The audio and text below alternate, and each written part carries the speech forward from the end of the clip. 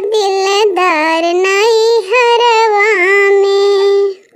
पापा लैदा पटना साड़ी मम्मी कैदा मोर विदाई। पापा लैदा पटना साड़ी मम्मी कैदा मोर विदाई। नाही अब हम रहब नाई हरवा में। नाही अब हम रहब नाई हरवा में। नहीं हरवा में, नहीं हरवा में। नहीं अब हम रहब नाई हरवा में। घुघुर बोल झनकार जिया लागे ना हमार। घुघुर बोल झनकार जिया लागे ना हमार। कहिया अइबा दिलदार नाई हरवा में। कहिया अइबा दिलदार नाई हरवा में। नहीं हरवा में, नहीं हरवा में। कहिया अइबा दिलदार नाई हरवा में। कहिया अइबा दिलदार नाई हरवा में। चाचा लैदा पटना साड़ी चाची कैदा मोर विदाई। चाचा लैदा पटना साड़ी चाची कैदा मोर विदाई। नाई अब हम रहब नाई हरवा में। नाही अब हम रहब नाई हरवा में। घुघुर बोल झनकार जिया लागे ना हमार। घुघुर बोल झनकार जिया लागे ना हमार। कहिया अइबा दिलदार नाई हरवा में।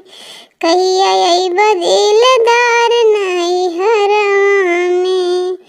नहीं हरवा में, नहीं हरवा में। नहीं हरवा में, नहीं हरवा में। कहिया अइबा दिलदार नाई हरवा में।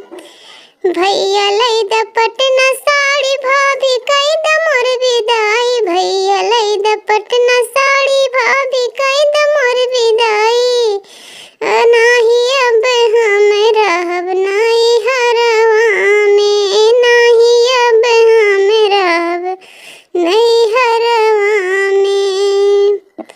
घुघुर बोल झनकार जिया लागे ना हमार। घुघुर बोल झनकार जिया लागे ना हमार। नाही अब हम रहब नाई हरवा में। नाही अब हम रहब नाई हरवा में। नहीं हरवा में, नहीं हरवा में। कहिया अइबा दिलदार नाई हरवा में। हो कहिया अइबा दिलदार नाई हरवा में। फूफा लैदा पटना साड़ी बुआ कैदा मोर विदाई। फूफा लैदा पटना साड़ी बुआ कैदा मोर विदाई। नाही अब हम रहब नाई हरवा में। नाही अब हम रहब नाई हरवा में।